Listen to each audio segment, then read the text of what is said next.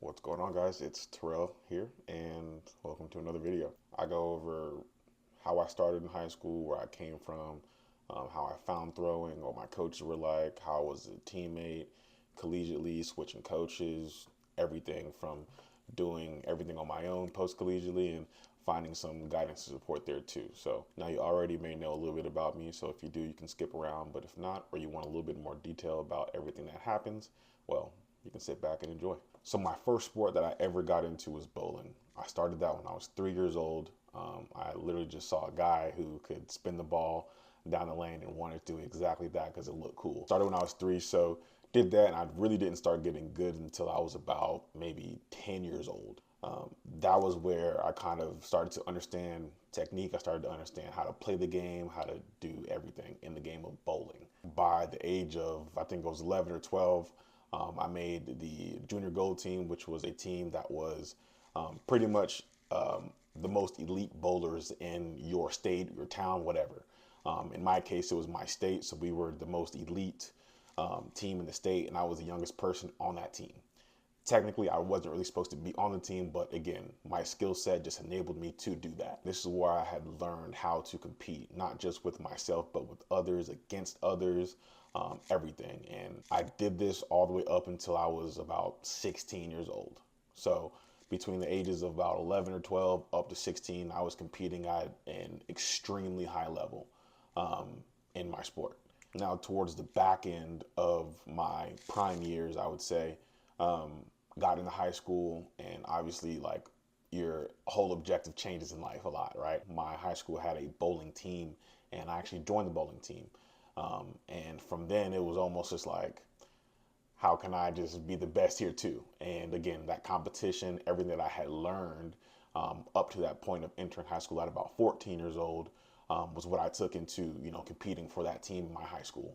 Now, by the end of that first year as a freshman, I was top 4 in the state, but based on my competition, other kids who went to other high schools were also on the same team that we were in for the club, for example, and I knew that I was better than them. That day, honestly, I should have won, but I didn't. I ended up getting 4th in the state as a freshman, which is, again, kudos to me at that time, something to definitely be proud of. But again, that competitive nature in me just wanted more. So the guys on the bowling team actually encouraged me to join the track team, and they wanted me to throw shot put and discus. I had zero idea what any of that was. I had no idea what a shot put was, no idea what a discus was. They just told me that it was a big metal ball, so they kind of compared it to bowling. Then from that point on, it's literally me starting my track journey. Bowling was almost, I want to imagine it as a vehicle for me to learn the basics of competition, camaraderie, and just having that mindset of winning, that winning, nature, winning performance, mindset, everything. Wanted to carry that, everything I learned there into track, and that was where my track journey started. So let's talk about my coaches. Even my bowling coach, for example. My bowling coach, she was a PE coach, but she was passionate about bowling, and so she wanted me to get better at bowling. So whatever she could do, she helped me, get better at bowling, grow her knowledge, whether it was, doing things, make sure she was organized for us, for the team, whatever, she made sure she did it. Same rules and same principles kind of carried on through to track with my coaches as well, which was a great feeling. It's not like it was two different coaches. It was everybody kind of had the same goals, or they were getting better for not only for themselves, but for their athletes as well. Our head coach at the time was still super organized, super poised, super just like calm, cool, collected, knowledgeable, making sure that we had, again, the right foundational pieces to excel the way we could. My throws coach, personal coach, right? He was pretty much my go-to guy, not just for my competitiveness, but for my mindset, for my technique, for everything. And, he kind of let me know, for example, like, I had a lot of potential to be a very, very good thrower. And so for him, he also felt like that he had to get better for himself. So that was, again, seeing him get better for me, but me wanting to get better for him. It was just, in tandem, a great, great relationship. Same thing with, my shot put coach. When she came on board the next year, she was, disciplined. She was very, I wouldn't say strict, but definitely like grew, in expectation. And it kind of like drew me to, again, kind of reach another level of my practice, how I practice, how I compete, just another level, another realm, if you will, of just new knowledge, new perspective, new technique, everything. So my coaches were, again, kind of like another battery in a sense, or another engine for the car that I was driving. In regards to my teammates, again, previously stated, the guys who were on the bowling team, had already had friends. They were seniors. They had already had friends and established, friend group on the team. They were established on the team themselves. They were also pretty good on the track as well. Them pulling me up to like their level, their standards, and me understanding that at a very, very young age. I was a freshman doing this outdoors my first season. So seeing them, how they compete or how they took bowling versus how they, took or competed, practiced in track was two different worlds. And again, encouraged me to hit a second gear, or a different gear, something I didn't know I could tap into. And that was how I wanted to treat them back. Like not only did I see them getting better, and they encouraged me to get better. And like when I did get better, I wanted to let them know that they helped me do that, but also let them know that, hey, like don't let me get too far ahead of you as well. So not only was it friendly, not only was it competitive, it was encouraging. It was everything that kind of helped me want to be that for not only just them and their friend group and all of us, but also everybody else on the team. Because team culture was another big thing for me that I learned from football, right? Like my teammates there were awesome guys, right? My position group, they were people who I could trust, not only just during the game, but also outside of that. We had classes together, we hung out after school, all those things. And so again, it was culminating not just, a place where we all got together at one point in the day or one point in the week. We were trying to, cultivate an actual relationship and build trust, build those foundational pieces for us to, excel together in every aspect, whether it's with accountability, whether it's respect or encourage, like anything. We had each other's back. So I think everybody having that mindset, not just, from the coaches, but also to my teammates, like this is where I kind of learned everything that I take to everything I do right now. So with that mindset, right, going from, my coaches to my teammates to, back to me, it was, how could I make myself better, not just for my team, but how could I make myself better for myself? I think me, a little bit of background as well. Like I'm an only child, so it was only really me in the picture, for literally my entire childhood. And so me being in a bigger social group like high school was, again, an adjustment for me, but I was also very comfortable with doing things by myself. So the thing that I really kind of started to dig into, especially after my freshman year, was climbing a mountain or creating a ladder for myself, understanding what was at stake, what I wanted to achieve, and climbing the mountain. Basically, at the bottom was, become the best in the school first. Then it was become the best in your conference, become the best in the county, become the best in the region, become the best in the state, and then eventually become the best in the nation. That was kind of the ladder that I could, follow, a system that I could have in front of me. So like I had a blueprint and I knew that one would take care of the other. For example, I can, but it's really hard to be, a national champion if you're not a state champion. It's really hard to be a state champion if you're, not a regional champion and county champion, et cetera, all the way back down to the ladder, all the way back down to the bottom of the ladder. So having that blueprint and that mindset of like, this is the mountain that I have to climb, and if I want to get to the top, like these are the checkpoints that I have to hit to get there. So that was really how I kind of carried, again, from end of freshman year all the way up to my senior year. Like that was that. Like it didn't matter for me. It didn't matter when I did it or how I did it. That was just, my checkpoints, and everything that came with that was where I could look back down the mountain and see like every single thing that I've done. So in terms of my progressions, it was really, really weird for me, right? Because I was mingling in other sports. I was, building a friend group. I was, making friends. I was doing all these things.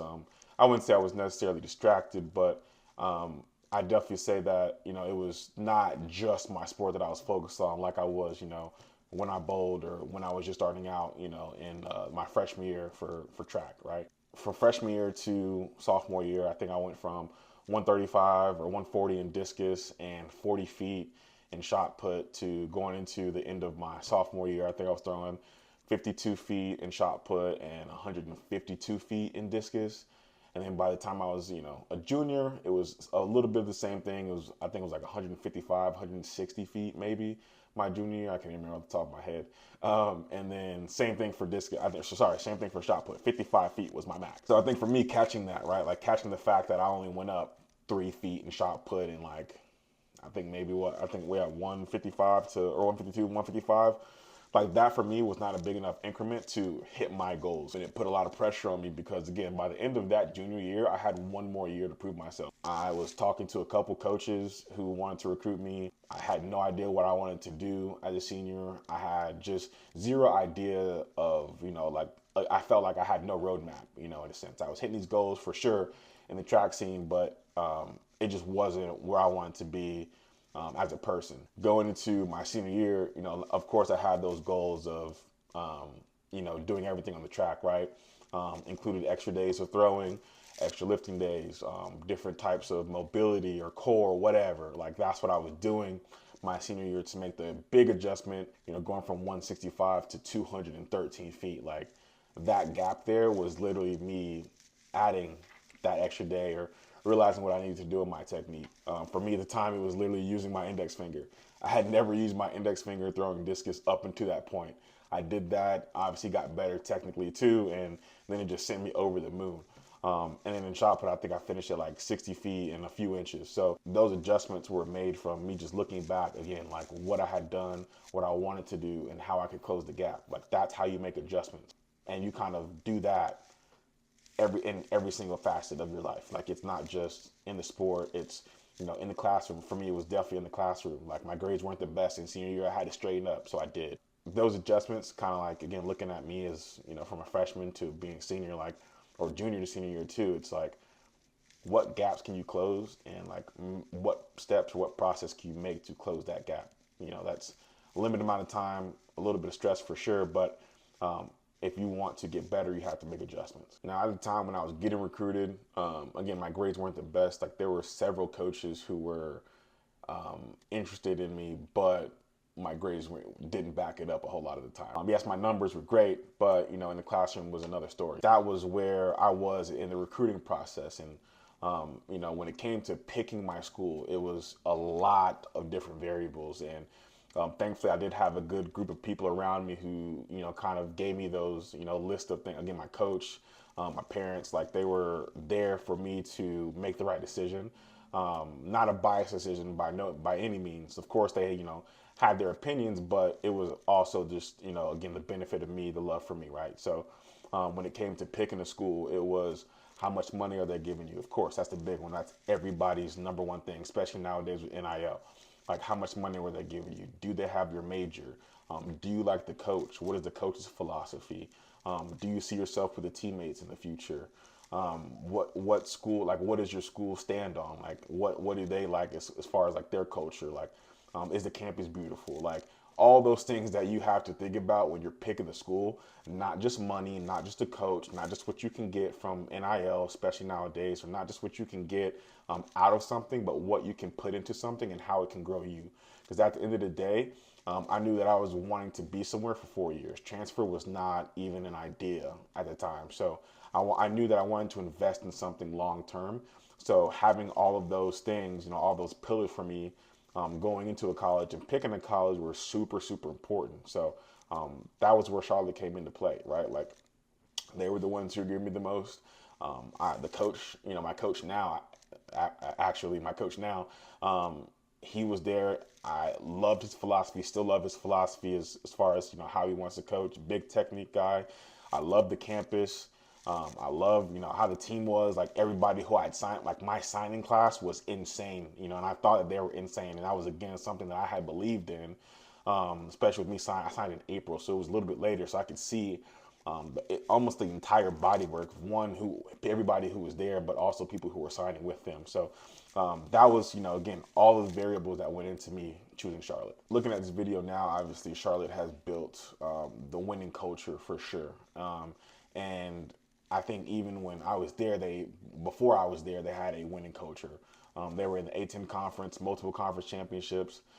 things like that. And so looking at that again, that was part of, my winning mindset, my winning mentality of, they had a body work of wins before. The team was focused on getting better. Clearly, with the recruiting class, they were focused on getting better, and I was a part of that. So looking at, cultivating the winning culture, down the road, when we first got there, it wasn't easy. Like, I think my freshman year, I think we were predicted, I think top 3 for sure. I can't remember if it was top 2, whatever. And we were honestly, I think we were set up to do great things on after the second day of conference, but it just didn't fall into place, and we ended up getting like 5th or 6th or something like that. And so for me, it really kind of made me look in the mirror. Like, for me, my performance was terrible. It was poor. I was predicted number 1 in discus and got 15th. And then in shot put, I was predicted top 3 and got and fouled out. So, looking at myself in the mirror, it was like that whole year, even from indoors, right? Like, indoors, me and my teammate were predicted top 2, top 3, and I end up scoring. I end up getting 8th. Score 1 point. So it's like that entire year, being used to winning so much, and me realizing that you're competing against grown men now. Like, you're competing against people who have been doing the sport for years. Like, you have people, and you guys know about this now too. It was even happening then, but people who transfer, from out of the country and come in. Like, this is their like Super Bowl. This is their championship. They're going to take this seriously, and so you see that. And so that was how I started to kind of reshape my mindset around winning. Like, it wasn't just like, yeah, we do the work, high fives, and we're doing whatever. Like, it was an extra element to it. It was like, no, everybody's doing that. So what extra can you do to kind of set yourself apart? And so that was what a lot of my teammates were looking at as well. Like, that summer and going into, our sophomore year, it was nothing but business. And that was kind of like what drove us to, eventually getting that, starting that winning culture of back to back wins over and over again. Not just individually, but as a team too, on both sides. Like, that was where it started. Like, we had to take a hard look at ourselves. Like, we were all used to being winners in high school, and it was easier. Not say it was easy, but it was easier in high school to do so than it was in college. So that was where we kind of started building that winning culture. So started out at Charlotte with my first coach, and great guy, great coach, awesome coach. He ended up leaving and then got a new coach. Now, obviously, with anybody in any sport changing coaches, there's always an adjustment period. So for me, I had never been through anything like that. Every coach that I had for every sport, even like in my childhood, whatever, even if I played Pee Wee, like, there was never for me a time where I had to transition coaches or go to a different coaching philosophy, right? So for me, one, it was a struggle because it was those things that I had talked about when committing to Charlotte, like investing in something for 4 years, long term, having that consistency and knowing what I'm getting out of my teammates, etc. So that kind of threw a wrench in a lot of things, and made me feel, I wouldn't say like less confident in the team or whatever, but less confident in myself for sure, because I didn't know how I would adjust. It was a new thing for me. I felt like I had some really, really, really good things going for me at the time, so it was very frustrating for sure. Transitioning coaches wasn't something I was familiar with, so having that adjustment period, for that 1 year, and then again having COVID, like, it was just almost kind of like really, really crazy to think about. But at the end of the day, when you're making those changes, it always just comes down to how you handle it and how you make the most out of it. So transitioning coaches for me was, of course, hard for sure. But it's something that just kind of happened, and you have to kind of just take it on the chin and keep going and make the most out of it. Never, ever have I ever dealt with serious injuries, I'll say. Like, it's, of course you've had the sprained ankle, or, the soreness, or you tweak your back, whatever, right? Like, those small things, of course, like that comes with, the territory for all sports. I think freshman year, I had pulled my hamstring during sprints, right? So like, that was a little bit more of a serious injury for me, like really kind of set me back a little bit. But again, like, I had never really dealt with anything serious. Even, sophomore, junior year, no injuries. I was totally fine. Senior year, right? Like, this is where the big one happened, where I tear my labrum all the way around. It was a 12-6 tear, and it was literally 2 weeks before the season started. So again, detrimental to my mindset a little bit for sure. Not knowing exactly if I should keep going, how I compete, whatever. And so I had two options. It was to continue on and throw and just see how it goes, or just shut it down, get surgery, you're done throwing forever, right? Dealing with that injury the whole entire year, I did what I could. It was by no means how I was supposed to train, but it was doing what I could. I think for me, technically, it put a wrench in a lot of things. It was very hard to keep my arm up, when it's literally just hanging out of a socket, kind of. It's really hard to block correctly when you can't really feel your back in that region. So like those things really kind of hindered me technically in a sense, but again, like I did what I could. It was just, again, territory that I wasn't familiar with and territory that I was super frustrated in. Again, a guy who's never been through injuries at all, and I think for me, having the small injuries and dealing with those really didn't help me at all, because in regards to those things, like you're better in a couple of days, maybe a week, maybe. And then, with this, like, right, a whole 12 to 6 tear in a joint, it's like, it's not going to get better in a week, right? Not even a month at that, right? So, of course I was doing things I wasn't supposed to be doing, and like just dealing with that injury itself was something that was detrimental to a lot. Going forward, building around that injury, not just in the collegiate year, but also in the post-collegiate years, it's like, all right, like, how can we make the most out of this? That first year, after I had done everything, like dealing with that humongous injury right before the season, and doing what I did, like winning conference in both events, and becoming an All-American, and like those things were great, right? But it just still makes me think about like what I could have done, of course without the injuries, but that's how you kind of make the most out of each year, right? I felt like I was kind of done. I did all that I could do at the time. Got surgery again, like my first surgery ever, so it was almost like, all right, am I just done forever? And I kind of felt that way, right? So didn't throw, didn't do anything. I was really focused on kind of getting better, but not really. And really just kind of focusing on coaching, becoming the best coach I could possibly be. So that was really what I focused on from July all the way up until, I want to say, maybe like March or April. Like that was really what my focus was. So no lifting, obviously. There was no kind of diet regimen. There was no like physical therapy. There was literally nothing. It was me getting better, as a coach. Had no intentions of throwing anything ever again. The kids that I was coaching, as I was coaching them, they were enjoying what they were doing. They were getting better, and also like enjoying watching me throw sometimes, when I would throw at practice, right? And so they encouraged me to throw at a meet. And so that was like, I mean, sure, I'll throw at a meet. Why not? And so end up going to a meet and I go 59-15. And this qualifies me for U.S. Nationals in 2022.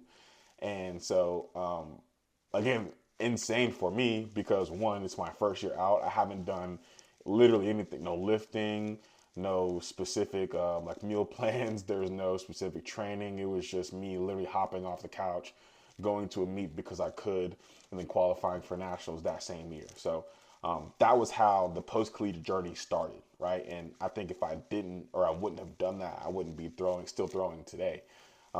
So that was my first year out. Like it was nothing crazy. It was nothing mind blowing for anything. Like me, I was checked out and then tried it out. And then like all of that happened. So, crazy first year for sure. So in that second year post collegiately, definitely had a lot of just emotions coming out of the first year, right? Like going to nationals and, having that experience under my belt, it was weird. It was like, how do I go? Where do I go from here? Like, how do I do anything?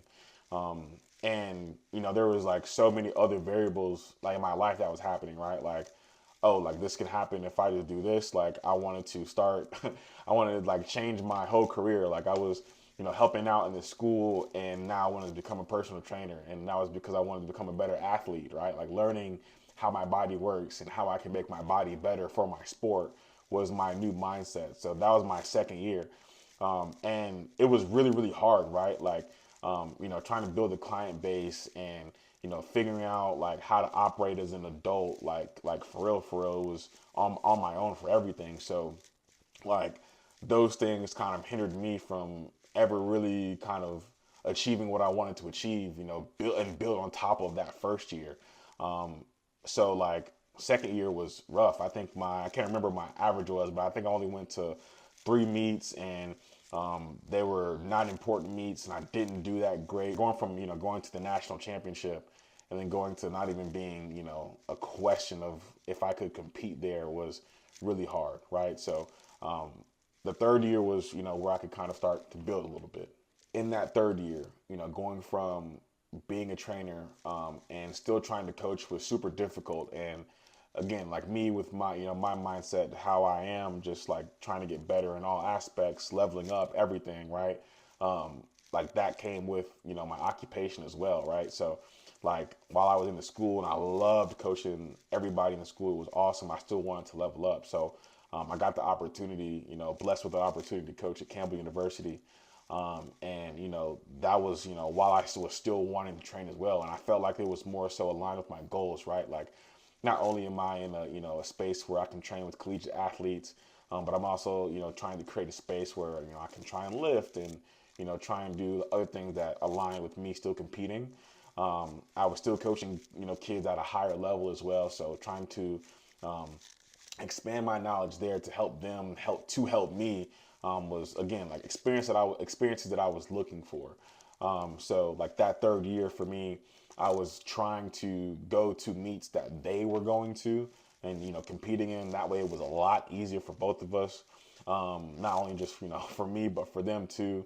And I felt like it was going to help them seeing their coach competing, or like them watching me practice at times. Like I think again, like those things would align with both my occupation and myself too. But it was just a lot to handle at the time, right? Like trying to coach collegiate athletes at a super high level, trying to coach yourself at a super high level, and also maintain your clients, at the gym was something that I thought I could handle, but was just super, super difficult for me. So that again was something that hindered me from again building on that same year, and led to almost giving up, like literally almost giving up for everything, and just kind of focusing on what I need to focus on at the time. So, but there was hope. So by the end of that that third year, going into my fourth year, realizing that I might be done. I wasn't sure if I wanted to keep competing because it was just so hard on me, for not just my training, but for my mental with coaching. Like it was a lot that was going on for me personally.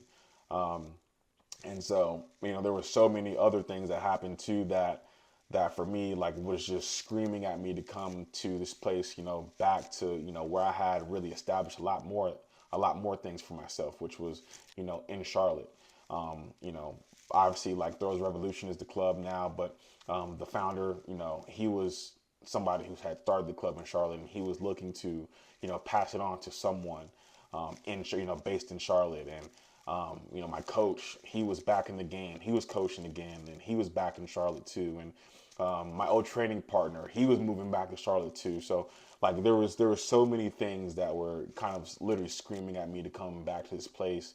And I did it. Just kind of pull the trigger, sent it.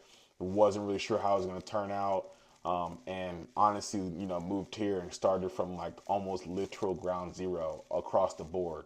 New training, new lifting, new environment, like just new everything. So again, like wasn't sure how I was gonna go. I wasn't sure what was gonna happen with anything, but ended up turning out amazing. It was literally my second best season of my entire life. I think I averaged around like 58 meters last year. This is 2020, 2025 now, 2024 going to 2025. Like this is kind of, where now I kind of can see the light at the end of the road again. Like there's, peaks and valleys. And, I was in the valley for me, for example. And, again, I go back to that mindset of me climbing that mountain again. Like, what do I have to do? Where do I have to be the best at? And who am I looking at right now to kind of compete against, not just myself, but others too. So that's where I'm at now. Like, that's where, my throws journey is currently. I'd love to come back to this and, see where I'm at in a couple of years for sure. But, that's kind of how everything started. That's who I am. Like, that's how I really started in the throws. Like, that's literally me, Terrell. So